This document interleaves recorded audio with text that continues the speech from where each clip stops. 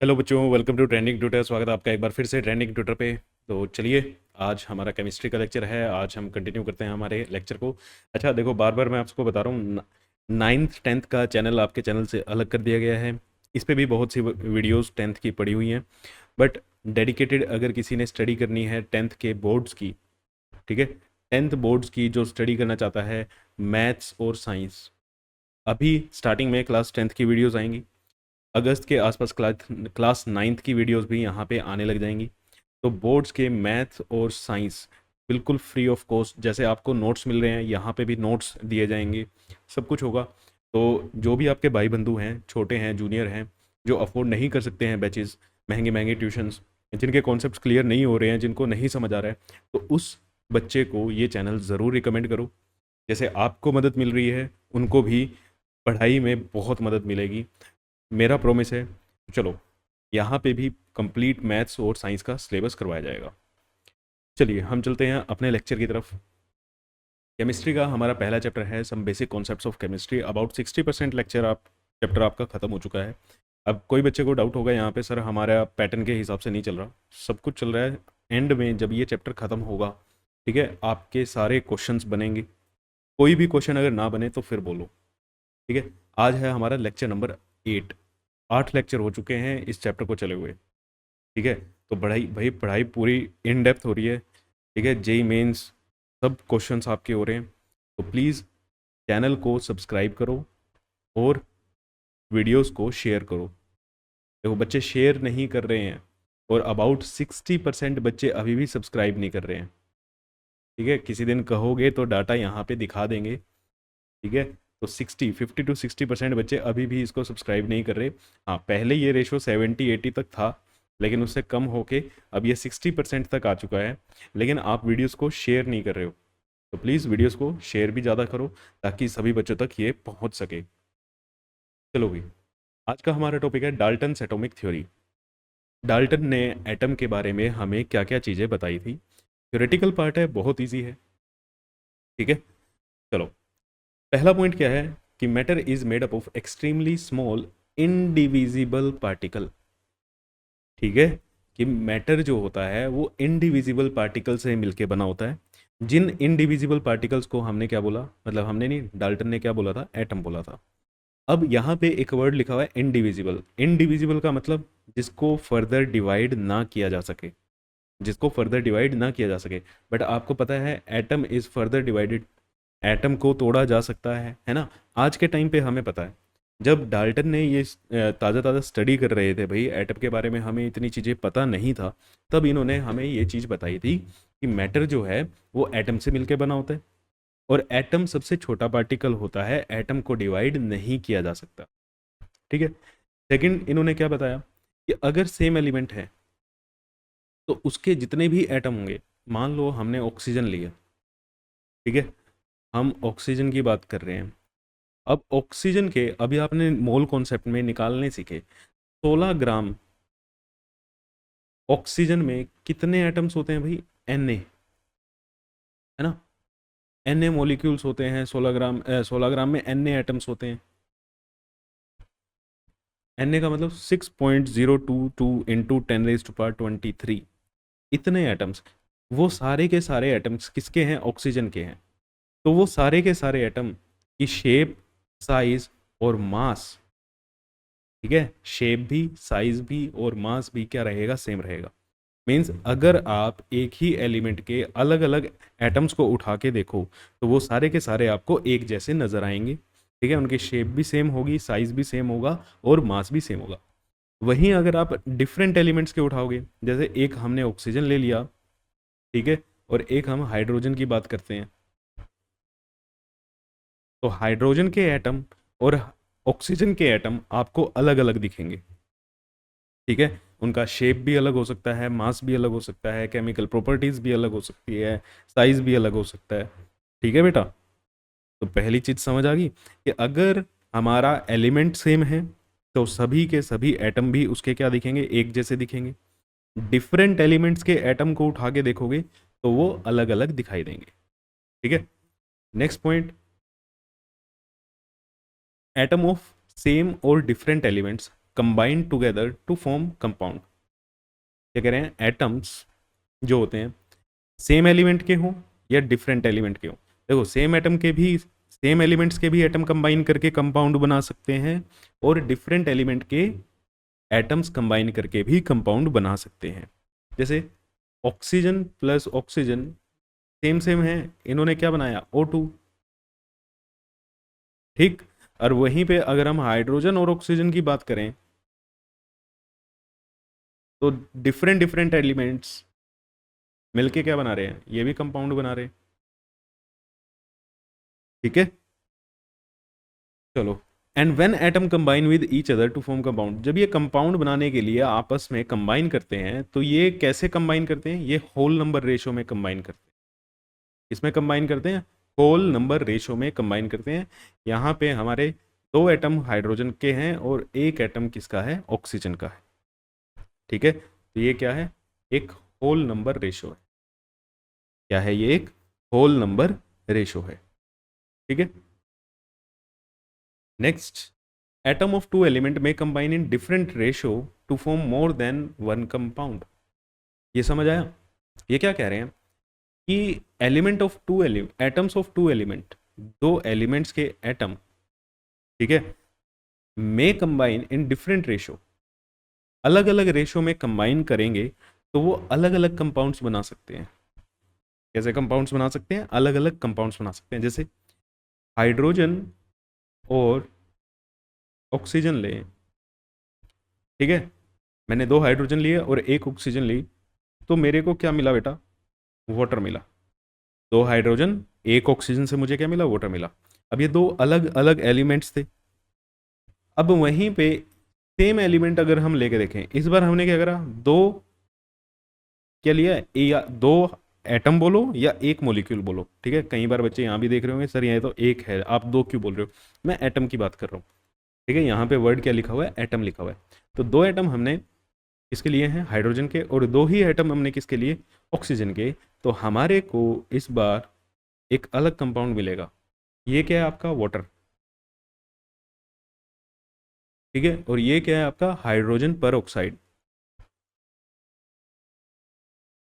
Hydrogen पर oxide. तो वो यही कह रहे थे कि दो एलिमेंट्स, ठीक है, अगर अलग अलग रेशो में कंबाइन कर रहे हैं, ठीक है, दो एलिमेंट्स अगर अलग अलग रेशो में कंबाइन कर रहे हैं तो बेटा वो एक से ज़्यादा कंपाउंड बना सकते हैं। हाइड्रोजन और ऑक्सीजन ने ही मिलके वाटर भी बनाया है, हाइड्रोजन और ऑक्सीजन ने ही मिलके क्या बनाया है, हाइड्रोजन पर ऑक्साइड भी बनाया है। लेकिन कब कैसे ही बनेगा, है ना, वो डिपेंड करेगा किस रेशो में ये कंबाइन कर रहे हैं। ठीक है, तो मतलब यहाँ से आपने क्या सीखा कि हर बार हाइड्रोजन और ऑक्सीजन मिलके वाटर ही नहीं बनाते, ये और भी कंपाउंड्स बनाते हैं। डिपेंड किस पे करते हैं कि वो किस रेशो में कंबाइन करते हैं। ठीक, an atom is the smallest particle that take part in chemical reaction. जितनी भी आपकी केमिकल रिएक्शंस होती हैं उसमें वो किस बेसिस पे हो रही होती हैं, उसमें सबसे छोटी चीज कौन होती है जो पार्ट लेता है, एटम्स। ठीक है, आपने क्लास 10th में केमिकल रिएक्शंस पढ़ी हैं। केमिकल रिएक्शंस क्या होती थी भाई, जिसमें न्यू कंपाउंड फॉर्म होता था, जिसमें क्या होता था, न्यू कंपाउंड फॉर्म होता था। कैसे होता था भैया, रीअरेंजमेंट होती थी एटम्स की। एटम्स क्या करते थे, रीअरेंज करते थे, एक दूसरे के साथ रीअरेंजमेंट होती थी, तो हमें एक नया कंपाउंड देखने को मिलता था। ठीक है, an atom can neither be created nor be destroyed. Atom को ना तो आप क्रिएट कर सकते हो और ना ही आप डिस्ट्रॉय कर सकते हो। ठीक है, तो ये आपकी डाल्टन थ्योरी है। ये पॉइंट्स हैं, कुछ 6-7 पॉइंट्स हैं, तो ये आपको लिखने आ सकते हैं। क्लियर है, ये 7-8 पॉइंट हैं, ये आपको लिखने आ सकते हैं, डाल्टन एटॉमिक थ्योरी। क्लियर है बच्चे, चलो मूव करते हैं नेक्स्ट टॉपिक पे। नेक्स्ट है हमारा law of conservation of mass. Law of conservation of mass. अब law of conservation of mass आपने बचपन से पढ़ा है। क्या कहते हैं कि mass can neither be created nor be destroyed, है ना। मास ना तो क्रिएट किया जा सकता ना ही डिस्ट्रॉय किया जा सकता। ठीक, ऐसा नहीं है। ठीक है, मास, चलो वो फिजिक्स में हम पढ़ेंगे क्या चीज़ है। ये क्या कहता है केमिस्ट्री में कि कोई भी फिजिकल चेंज हो या कोई भी केमिकल चेंज हो, total mass of reactant is equal to total mass of product. Total mass of reactant is equal to total mass of product. जैसे कोई रिएक्शन हुई, फॉर एग्जाम्पल एक रिएक्शन लिख लेते हैं हम, A plus B gives C plus D. ये हमारी कोई सिंपल सी रिएक्शन है। इसका मास एम ए, बी का मास एम बी, सी का मास एम सी और डी का मास एम डी। अब ये लॉ क्या कहता है? According to law of conservation, law of mass conservation,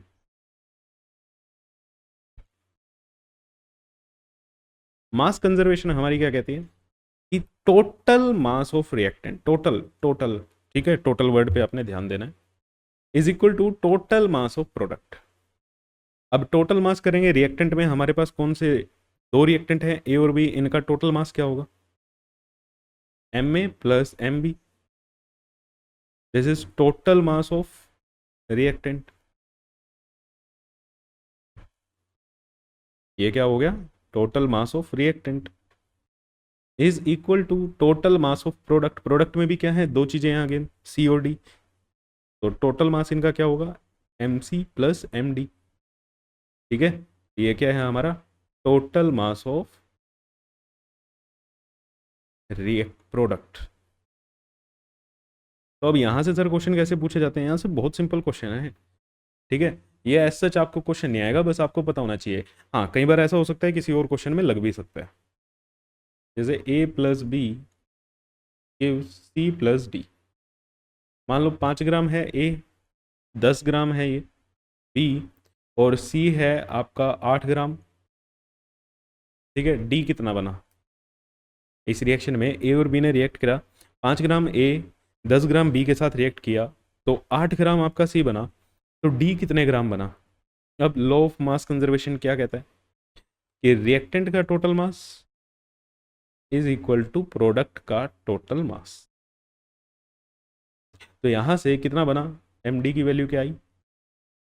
7 ग्राम। ठीक है, कितनी आई? 7 ग्राम। क्लियर है बच्चे? तो ये था आपका छोटा सा मास कंजर्वेशन, की मास कंजर्वेशन क्या होता है। अब क्या मास कंजर्वेशन हर जगह वैलिड है भाई? क्या मास कंजर्वेशन हर जगह वैलिड है? नहीं। ठीक है, इसकी कुछ लिमिटेशंस भी हैं। जितनी भी आपकी न्यूक्लियर रिएक्शंस होती हैं, अब न्यूक्लियर रिएक्शन क्या होती हैं अभी आपके सिलेबस में नहीं है, ठीक है, लेकिन आप सब ने एक बहुत फेमस इक्वेशन देखी होगी, E is equal to M C square. E is equal to M C square, है ना। एक्चुअल में ये इक्वेशन ऐसे लिखी जाती है, delta E is equal to delta M C square. और यहाँ पे ये डेल्टा एम क्या है? इसे हम बोलते हैं बेटा मास डिफेक्ट। इसे हम क्या बोलते हैं? Mass defect. एक्चुअली जो आपका लॉ ऑफ कंजर्वेशन क्या कहता है, मास का कंजर्वेशन क्या कहता है कि जितना रिएक्टेंट का मास है टोटल, उतना ही टोटल मास किसका होगा? प्रोडक्ट का होगा। बट यहाँ पे न्यूक्लियर रिएक्शंस में, ठीक है, न्यूक्लियर रिएक्शंस में आगे आप पढ़ोगे, क्लास 12th में जाके न्यूक्लियर रिएक्शन भी पढ़ोगे, ठीक है।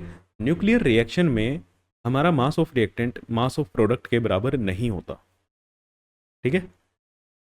In nuclear reaction, in nuclear reactions, mass of reactant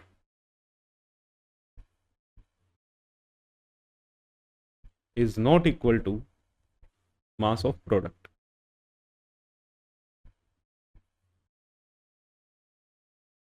Not equal to mass of product, ठीक है। तो यहाँ पे आपका law of conservation of mass true नहीं रहता। क्लियर? अच्छा, इस पर क्वेश्चन कैसे पूछे जाएंगे? इस पर क्वेश्चन बड़े सिंपल सिंपल, जो आपने लास्ट टाइम अभी किया वैसा ही पूछा जाएगा। एज सच कहीं पे ऐसा नहीं होगा कि आपसे special law of conservation of मास के ऊपर ही आएगा, कोई और लॉ के साथ ये ऐड होके आ जाएगा, ठीक है। कोई और लॉ का क्वेश्चन आएगा, जैसे एक सेकंड लॉ है आपका, law of constant composition. Law of constant composition. अब लॉ ऑफ कांस्टेंट कंपोजिशन क्या कहता है? इसकी अगर हम डेफिनेशन लिखें, ठीक है, कि डेफिनेशन क्या कहती है, अ केमिकल कंपाउंड, क्योंकि ये आपको लिखने आएंगे भैया, लिखने भी आएंगे और प्रूव भी करना आएगा, क्वेश्चन में चेक भी करना आएगा कि क्या ये लॉ काम कर भी रहा है, this law holds true for this situation और नॉट। ठीक है, a chemical compound is always found to be, is always found to be made up of same elements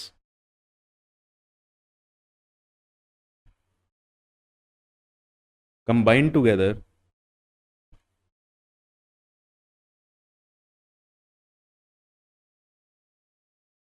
in same fixed proportion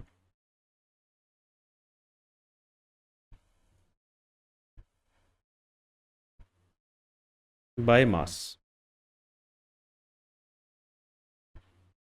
ठीक है भाई, सिंपल सिंपल सी बात है। ये कहता है कि आप कहीं से भी, जैसे पानी,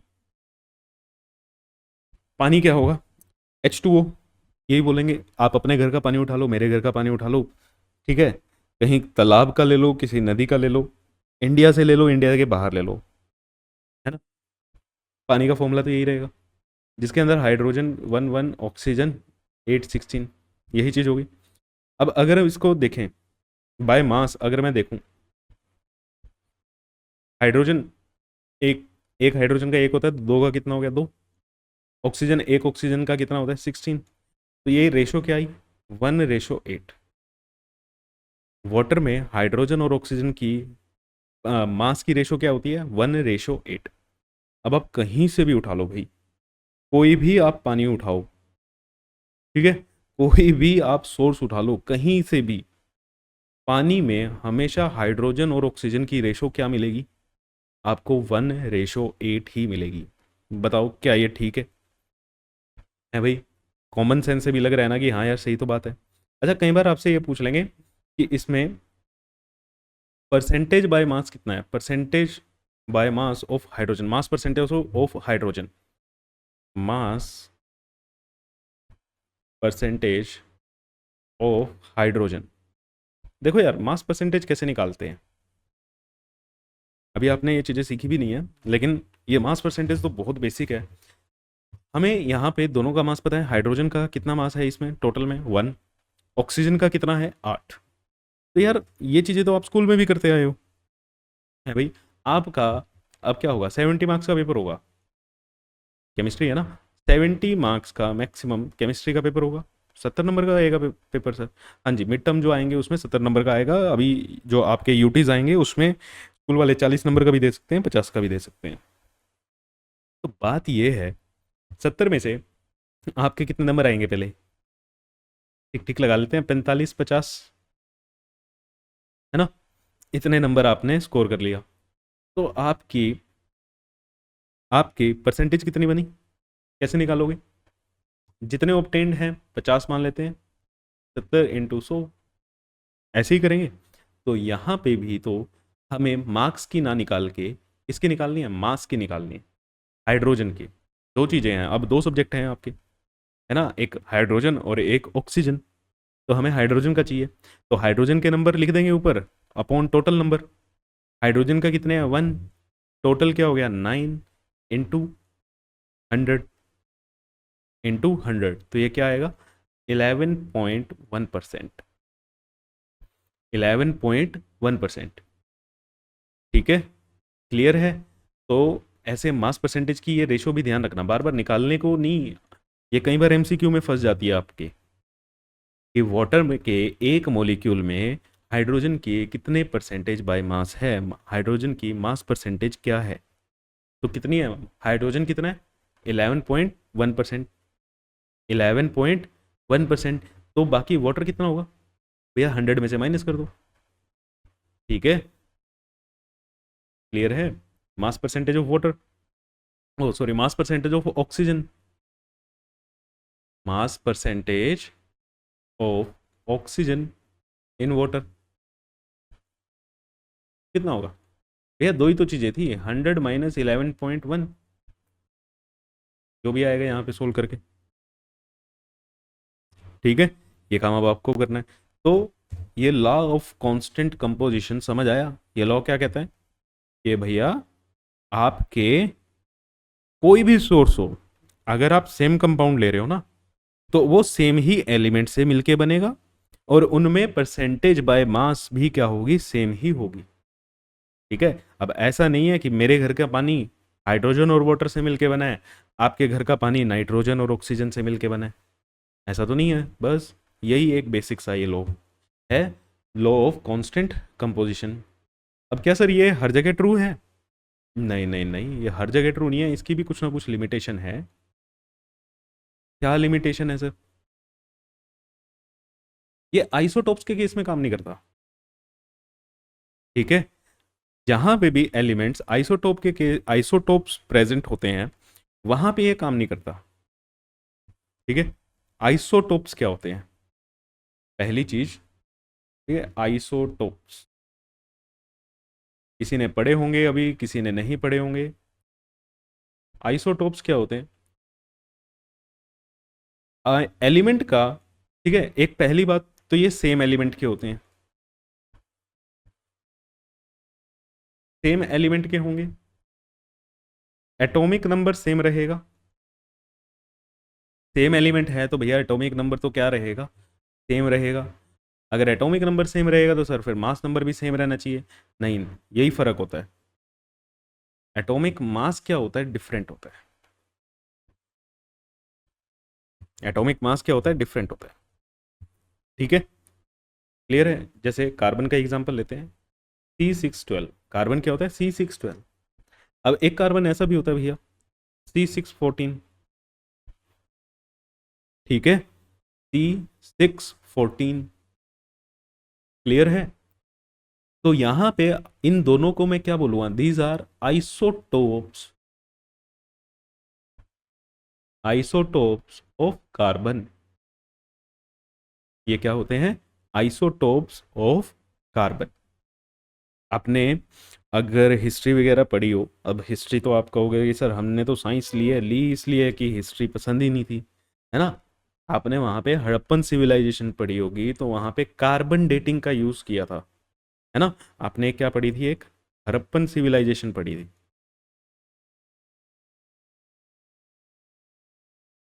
वहां पे इस हड़प्पन सिविलाइजेशन की क्या एज है, इसको कैलकुलेट करने के लिए हमने कार्बन डेटिंग की थी।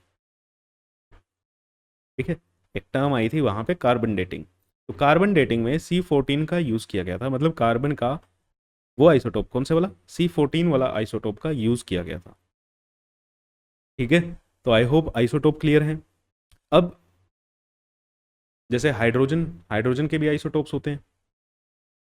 ठीक है, हाइड्रोजन के भी आइसोटोप्स होते हैं, आइसोटोप्स ऑफ हाइड्रोजन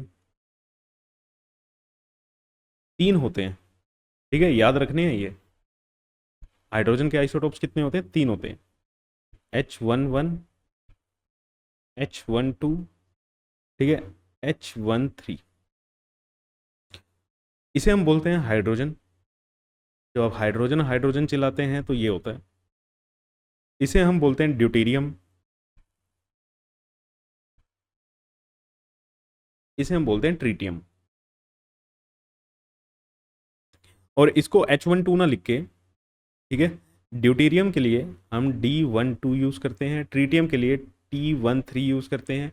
ये आपको यूज़ इतना ज़्यादा नहीं मिलेगा, ड्यूटेरियम फिर भी मिलेगा। क्यों? ट्रीटियम जो होता है वो रेडियो एक्टिव होता है, दिस इज रेडियो एक्टिव। ठीक है, तो यहाँ पे अब जैसे हमने अभी पानी की बात की थी, है ना, पानी, आपके घर का पानी मेरे घर का पानी, सेम सेम पानी। लेकिन यहाँ पे अगर अगर क्या हुआ, हमारे घर के पानी में H2O है, आपके घर के पानी में भैया D2O है। ठीक है, आपके घर के पानी में क्या है, D2O है, हार्ड वाटर है। अब यहाँ पे तो हाइड्रोजन और ऑक्सीजन की रेशो होगी, यहाँ पे ड्यूटेरियम और ऑक्सीजन की रेशो होगी। हाइड्रोजन क्या होता है, H11 होता है, और ऑक्सीजन O816 होता है। ड्यूटेरियम D12 होता है, ऑक्सीजन 816 होता है। तो यहाँ पे अगर हम रेशो लगा लेंगे यहाँ पे क्या निकलेगी, 2 × 16, 2:16, और यहाँ पे 4:16। तो ये रेशो क्या आई है सोल्व करके, 1:8। ये रेशो क्या आई है, 1:4। क्या ये सेम है या डिफरेंट है भाई? क्या चीज़ लग रही है ये तो डिफरेंट आई ना सर, आपने कंपाउंड ही दूसरा लिया है।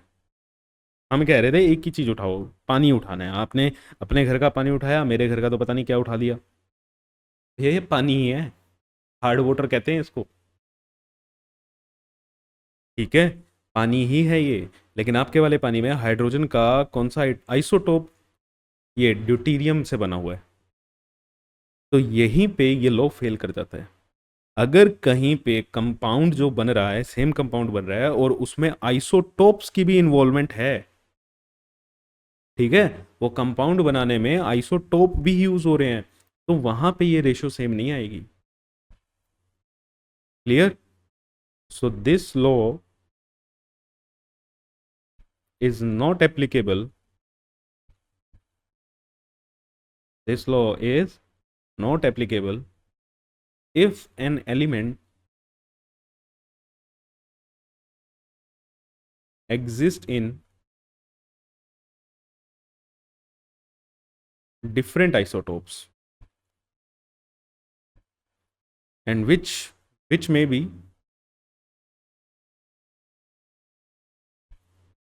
involved in formation of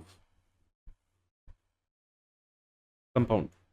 compound को बनाने में अगर आइसोटोप्स की भी इन्वॉल्वमेंट है, ठीक है, आइसोटोप्स की भी इन्वॉल्वमेंट है, तो ये लो वहां पे क्या कर जाएगा, फेल कर जाएगा। ठीक है, तो ये वाला लो वहां पे क्या कर जाएगा बेटा, फेल कर जाएगा। क्लियर? चलो बहुत बढ़िया। नेक्स्ट नेक्स्ट है आपका law of multiple proportion. Next है लॉ ऑफ मल्टीपल प्रोपोर्शन। ठीक है, देखो ये क्या कहते हैं, पहले इसकी स्टेटमेंट लिखते हैं। इसकी स्टेटमेंट काफ़ी अच्छी खासी है और बार बार पूछी भी जाती है सीबीएसई में। According to this law, according to this law, when two elements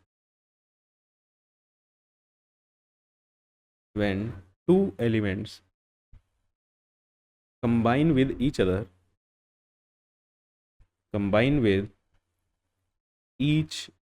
other, to form two or more chemical compound,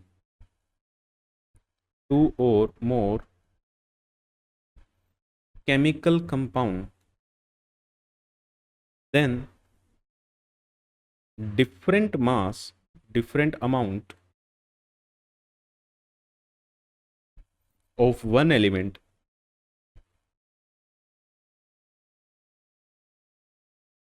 which reacts with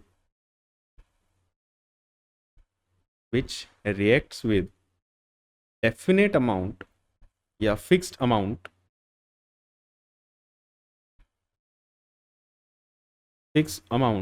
of second element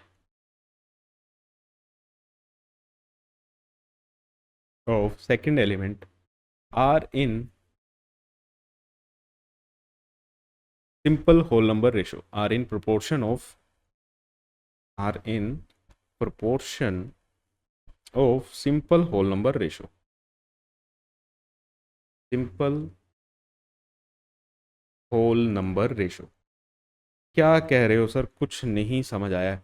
हाँ देखो, अभी समझ नहीं आएगा, क्यों, अभी तो हम डेफिनेशन लिख रहे हैं। डेफिनेशन सर रट्टा लगवा रहे हो, मारना पड़ेगा भाई। ठीक है, डेफिनेशन के नंबर मिलते हैं, और जब ये नंबर नहीं मिलेंगे ना, है ना, तो क्या होगा, सबसे पहला झटका तुम्ही को लगेगा। तुम्हारे पेरेंट्स फिर भी सहन कर देंगे, कोई नहीं, +1 में है, पहला पहला पेपर हुआ है, लग जाएगा। तुम्हें ऐसा लगेगा मैं तो सब कुछ तैयारी करके गया था, है ना, फिर पता नहीं ये क्या हो गया मेरे साथ, नंबर नहीं आए। तो नंबर लाने का भी एक मेथड है। सीबीएसई में सब्जेक्टिव पेपर आता है, और सब्जेक्टिव पेपर के लिए आपको लिखना पड़ेगा, जिसके लिए आपको याद भी करना है। चलो ये तो था उसके लिए। अब इसमें समझने का क्या है, देखो कह रहे हैं जब दो एलिमेंट्स कंबाइन करते हैं एक दूसरे के साथ, जब दो एलिमेंट्स एक दूसरे के साथ कंबाइन करेंगे तो हमें पता है भैया कि वो एक से ज़्यादा कंपाउंड भी बना सकते हैं। क्यों बना सकते हैं भैया? डिपेंड करता है किस रेशो में वो कंबाइन हुए हैं, है ना। डिपेंड करता है ना किस रेशो में कंबाइन हुए हैं। अभी सीखा या नहीं सीखा था? जब हमने डाल्टन की एटॉमिक थ्योरी पढ़ी थी उसमें यहाँ पे बताया ना, हाइड्रोजन और ऑक्सीजन मिलके वाटर भी बनता है बेटा, हाइड्रोजन और ऑक्सीजन मिलके हाइड्रोजन पेरोक्साइड भी बनती है। ठीक है, चलो एक काम करते हैं, हम इसी एग्जाम्पल को उठा लेंगे। ठीक है, हम इसी एग्जाम्पल को यहाँ पे उठाएंगे। अब आगे बढ़ते हैं। टू और मोर केमिकल कंपाउंड बना सकते हैं, दो एलिमेंट मिलके बना सकते हैं जी। अब ये कह रहा है the different amount of one element, एक एलिमेंट का अलग अलग amount which react with the definite amount of second element. भैया इनमें से क्या करो, एक एलिमेंट का जो अमाउंट है या मास है वो फिक्स कर दो, ठीक है, और दूसरे एलिमेंट का चेंज होएगा दोनों एलिमेंट में।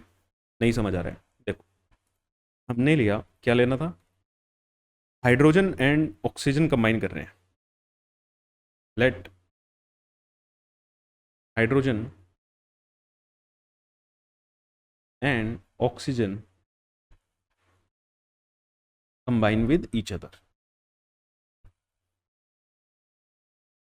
एक दूसरे के साथ इन्होंने कंबाइन किया, एक दूसरे के साथ इन्होंने कंबाइन किया तो इन्होंने दो या दो से ज़्यादा कंपाउंड बनाए। हमने कहा कि चलो दो बना लेते हैं। एक हमने लिया वाटर और एक हमने लिया H2O2, that is hydrogen peroxide. Clear? दो या दो से ज़्यादा कंपाउंड बनाए। फिर इन्होंने क्या कहा कि एक एलिमेंट का fix mass, definite amount of second element, किसी एक एलिमेंट का कंपाउंड का इस कंपाउंड में से, ठीक है, इन दोनों में से किसी एक सेम एलिमेंट का क्या कर दो आप, मास फिक्स कर दो।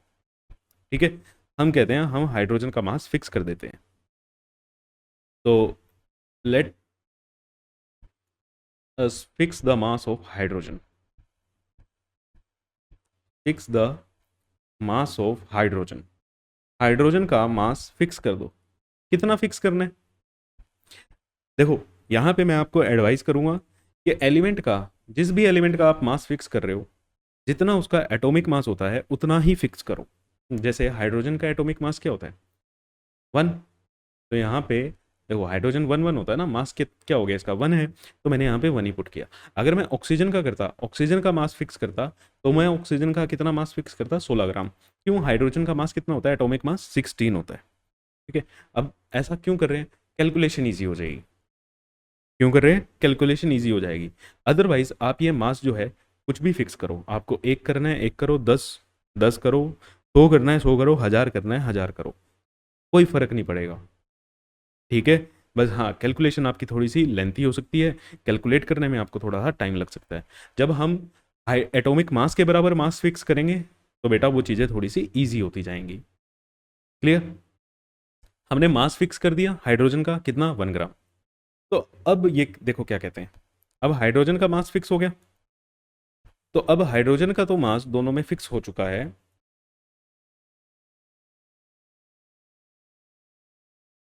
तो हम पहले अपने वाटर को चेक करते हैं। अब हाइड्रोजन का मास फिक्स हुआ तो वाटर में, ठीक है, अब वाटर में ऑक्सीजन ने हाइड्रोजन के साथ रिएक्ट कराया। एक हाइड्रोजन का मास कितना फिक्स हुआ, 1 ग्राम। तो यहाँ पे कितने ऑक्सीजन कितने हाइड्रोजन है, 2 ग्राम। सॉरी 2 हाइड्रोजन है, तो 2 हाइड्रोजन का मास कितना होगा, 2 ग्राम। ठीक है, तो यहाँ पे 2 ग्राम हाइड्रोजन के साथ एक ऑक्सीजन, एक ऑक्सीजन मतलब 16 ग्राम ऑक्सीजन रिएक्ट कर रहा है। ठीक बात है, 2 ग्राम हाइड्रोजन के साथ 2 ग्राम हाइड्रोजन रिएक्ट्स विद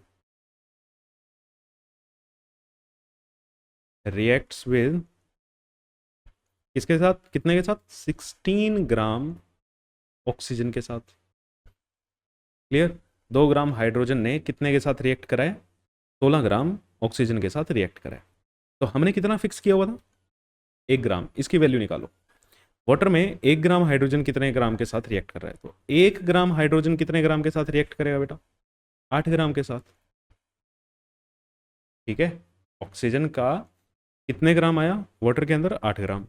अब ऐसे ही अगर हम चेक करते H2O2 में, H2O2 में भी हाइड्रोजन का मास फिक्स कर रखा है हमने, तो हाइड्रोजन कितने हैं, 2 ग्राम। 2 ग्राम हाइड्रोजन यहाँ पे कितने ग्राम के साथ रिएक्ट कर रहे हैं? अब यहाँ पे ऑक्सीजन 2 है, 2 का मतलब यहाँ पे ऑक्सीजन के कितने ग्राम है? 32 ग्राम। तो यहाँ पे 32 ग्राम ऑक्सीजन के साथ रिएक्ट कर रहे हैं। हमने कितना फिक्स किया था? 1 ग्राम। तो हम उसकी वैल्यू निकालते हैं। 1 ग्राम कितने के साथ रिएक्ट कर रहा होगा भैया? 2 ग्राम 32 के साथ कर रहे हैं, तो 1 ग्राम कितने के साथ किएगा? 16 ग्राम के साथ। तो दोनों में ऑक्सीजन की वैल्यू आ गई हमारे पास। ठीक है, दोनों में ऑक्सीजन की। हमारे पास 2 कंपाउंड बने थे, H2O और एक H2O2। इन दोनों कंपाउंड में हमने हाइड्रोजन को फिक्स किया, हाइड्रोजन का मास फिक्स किया और देखा कि ऑक्सीजन कितने के साथ रिएक्ट करता है। हाइड्रोजन का मास फिक्स करने पे हमें पता लगा कि 2 ग्राम हाइड्रोजन वाटर में 8 ग्राम ऑक्सीजन के साथ रिएक्ट कर रहा है, और जबकि हाइड्रोजन पर ऑक्साइड में 16 ग्राम ऑक्सीजन के साथ रिएक्ट कर रहा है। तो इनकी रेशो सोल्व करके क्या आई? 1:2। इनकी रेशो क्या आई? 1:2। और ये क्या है? एक simple whole number ratio. Simple whole number ratio है। यही कहता है लॉ ऑफ मल्टीपल प्रोपोर्शन।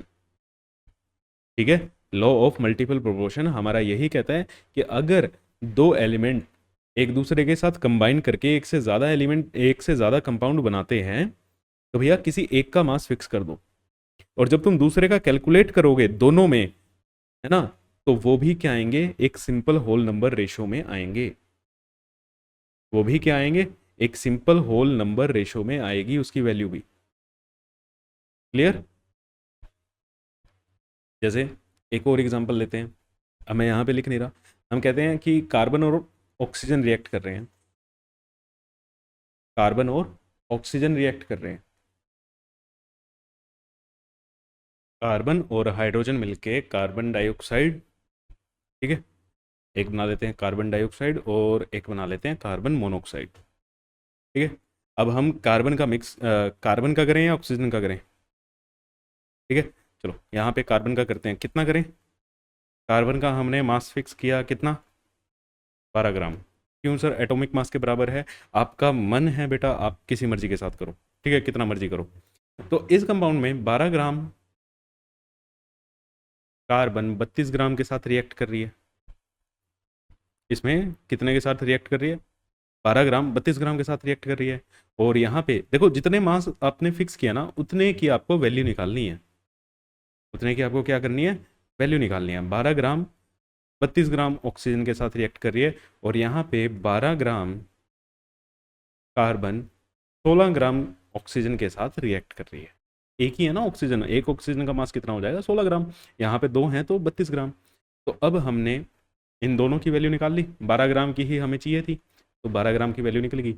इस कंपाउंड में CO2 में कितना आया? 32, और यहाँ पे कितना आया? 16।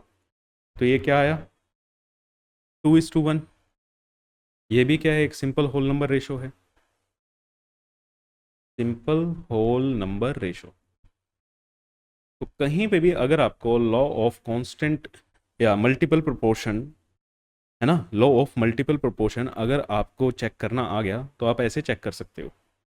ठीक है, अगर ये सिंपल होल नंबर रेशो आती है, means law of multiple proportion holds true. कैसे लिखोगे? Law of multiple proportion holds true. ठीक है, अब इसकी भी कोई लिमिटेशन है?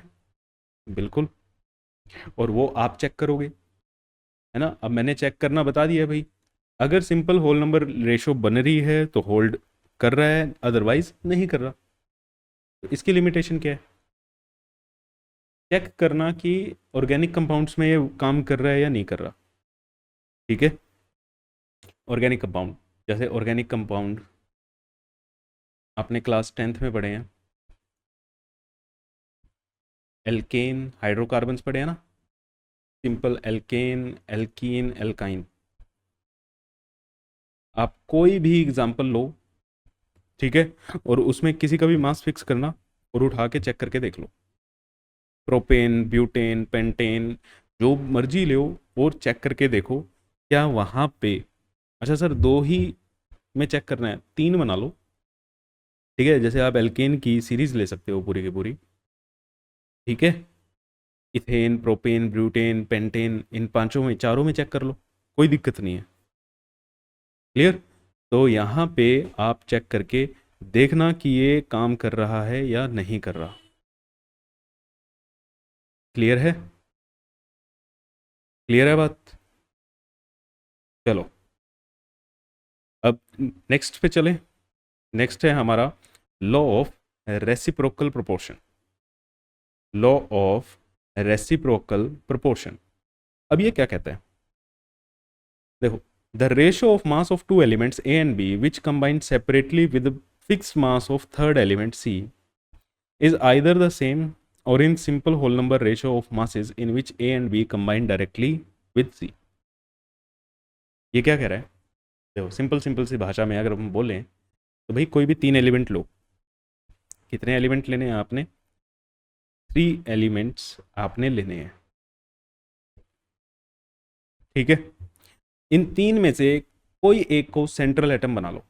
3 एलिमेंट में एनी वन तो क्या करो, सेंट्रल एटम बना लो। समझ नहीं आ रहा?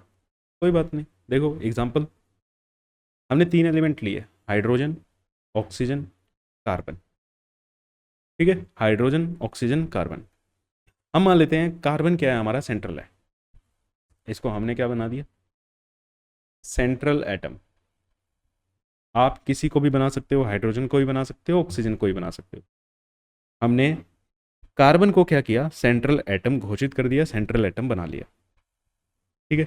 फिर क्या करना है, इसका मास फिक्स कर दो, ठीक है। इसका मास फिक्स कर दो, तो कार्बन का मास कितना फिक्स करेंगे, 12 ग्राम। ये हमने फिक्स कर दिया। अब नेक्स्ट स्टेप क्या है, अब क्या करो, अब क्या बच गया, हाइड्रोजन बच गया और ऑक्सीजन बच गया। हाइड्रोजन और ऑक्सीजन से इसको रिएक्ट करवाओ, ठीक है। इसको किससे रिएक्ट कराओ, हाइड्रोजन से भी रिएक्ट कराओ, ऑक्सीजन से भी रिएक्ट कराओ। अब हाइड्रोजन से रिएक्ट करेगा, ऑक्सीजन से रिएक्ट करेगा। अब ये बॉन्ड का साइन नहीं है, इसीलिए मैं साइन थोड़ा चेंज कर रहा हूँ। मान लो कार्बन ने ऑक्सीजन के साथ रिएक्ट करके कार्बन डाइऑक्साइड बनाई, ठीक है। और कार्बन ने हाइड्रोजन के साथ रिएक्ट करके मीथेन बनाया, CH4 बनाया, ठीक। अब फिर वही 2 कंपाउंड आ गए। ये क्या आ गया, आपके 2 कंपाउंड आ गए, जिसमें आपने कार्बन का मास फिक्स किया हुआ है। बाकी काम लॉ ऑफ मल्टीपल प्रोपोर्शन वाला ही है, ठीक है। बाकी काम क्या है, लॉ ऑफ मल्टीपल प्रोपोर्शन वाला ही है। वहाँ पे सेम होता था, यहाँ पे डिफरेंट हो जाएगा बस। जैसे अब हमारे पास कौन से 2 कंपाउंड आए, CH4 और CO2, जिसमें कार्बन का 12 ग्राम क्या है, फिक्स है ना। और यहाँ पे इसमें क्या हो रहा है भाई, 12 ग्राम कार्बन रिएक्ट कर रही है 4 ग्राम हाइड्रोजन के साथ। यहाँ पे क्या हो रहा है, 12 ग्राम कार्बन रिएक्ट कर रही है 32 ग्राम ऑक्सीजन के साथ। वहां पे ये वाले एलिमेंट सेम होते थे, देखो, ठीक है ना। वहां पे ये वाले एलिमेंट सेम होते थे, अब यहाँ पे ये अलग अलग है।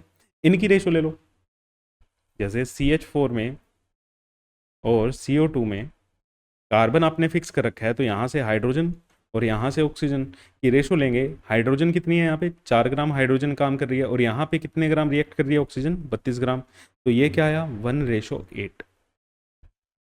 ये क्या आया, 1:8। ये भी क्या है, सिंपल होल नंबर रेशो है। ये भी क्या है, सिंपल होल नंबर रेशो है, ठीक है। तो जो डाल्टन की थ्योरी में पढ़े था ना हमने, सिंपल होल नंबर रेशो आती है, उसी के लिए चेक करने के लिए ये लॉज हमारे बने हुए हैं। क्लियर? क्या करना है, फिर से देख लो, 3 एलिमेंट लेने हैं, किसी भी एक को क्या करो, किसी भी एक को आप बेटा चेक कर लो, सेंट्रल एटम घोषित कर दो। क्लियर? अभी काम खत्म हो गया? नहीं, अभी काम खत्म नहीं हुआ है, ठीक है, आधा हुआ है अभी। यहां तक मैं रिवाइज करा रहा हूं, ये लो, यहां पे खत्म नहीं हुआ। सेंट्रल एटम आपने लिया, क्लियर है, दोनों के साथ रिएक्ट कराया, ये भी क्लियर है। फिर आगे लॉ ऑफ मल्टीपल प्रोपोर्शन वाला काम किया, इतना भी क्लियर है। यहां से क्या, ये हमारी एक सिंपल होल नंबर रेशो आई। क्लियर? क्या था हमारा, कार्बन ने हाइड्रोजन के साथ रिएक्ट करा और ऑक्सीजन के साथ रिएक्ट करा, यहाँ से आपका क्या बना, CH4 बना, यहाँ से आपका क्या बना, CO2 बना। आपने CH4 और CO2 में हाइड्रोजन और ऑक्सीजन की रेशो निकाली, क्या आई, 1:8। ठीक है, क्या आई, 1:8। इतनी बात क्लियर, क्लियर। अब आगे क्या कह रहे हैं ये लोग, अब ये लोग क्या कहते हैं कि भैया अब ना एक काम करो, अभी कार्बन ने हाइड्रोजन के साथ रिएक्ट किया था, कार्बन ने ऑक्सीजन के साथ रिएक्ट किया था, अब आप इन दोनों को आपस में रिएक्ट कराओ, इन दोनों को आपस में रिएक्ट कराओ। मान लो हाइड्रोजन और ऑक्सीजन रिएक्ट करके क्या बनाया, वाटर बनाया, रिएक्ट करके क्या बनाया, वाटर बनाया। अब वाटर बनाया तो यहाँ पे वाटर में हाइड्रोजन और ऑक्सीजन की रेशो निकालो, तो 2:16 कितना आई, 1:8, 1:8। अब ये जो है मल्टीपल प्रोपोर्शन, ये क्या कहते हैं, देखो ये रेशो और ये रेशो, ये या तो सेम आएगी, या तो क्या आएगी, सेम आएगी, या फिर सिंपल होल नंबर रेशो होगी, आइदर सेम और सिंपल होल नंबर रेशो।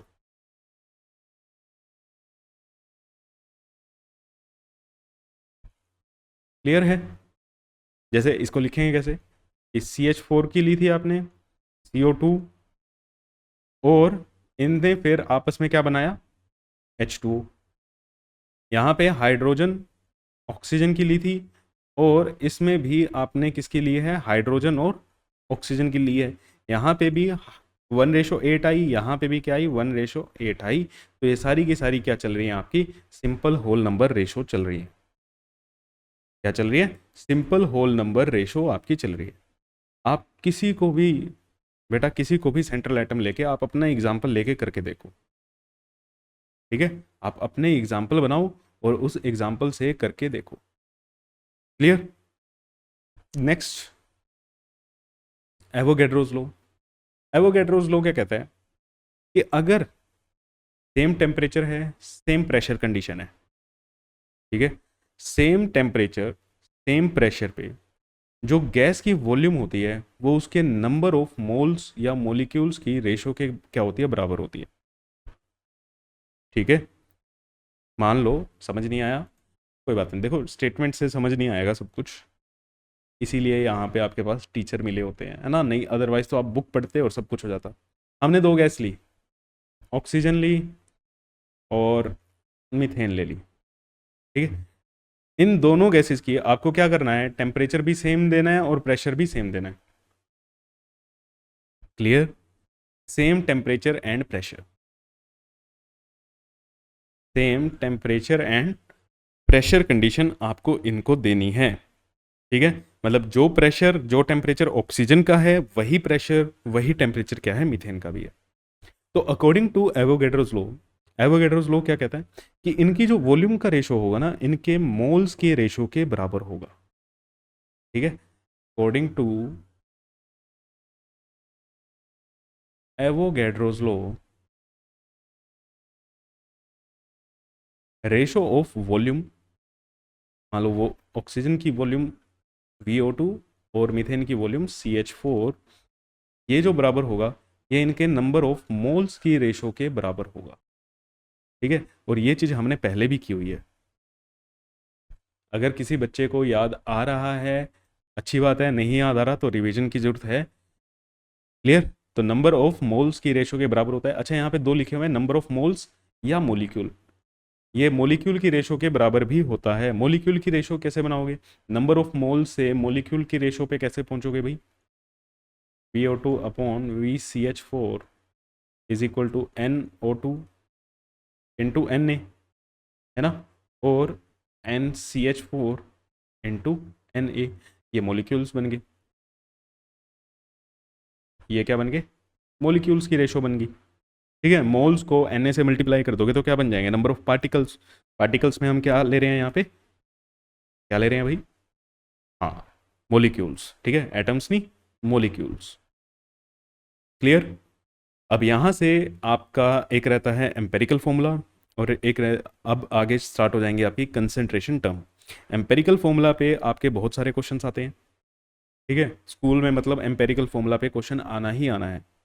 तो नेक्स्ट क्लास में हम एम्पेरिकल फॉर्मूला करेंगे और अपनी कंसंट्रेशन टर्म स्टार्ट करेंगे, जो इस चैप्टर के लिए सबसे इम्पोर्टेंट है। बहुत क्वेश्चन आते हैं डायरेक्ट जेई मेंस में, सीबीएसई में। तो तब तक के लिए थैंक यू सो मच। आज आपने क्या पढ़े, क्या पढ़ा है भैया आपने? डाल्टन की थ्योरी पढ़ी है, डाल्टन्स थ्योरी और लॉस पढ़े, क्लियर? तो अब आपका काम क्या है? शेयर करना है और सब्सक्राइब करना है, जिसने सब्सक्राइब नहीं किया। बाकी मिलते हैं भैया नेक्स्ट क्लास में। Thank you so much.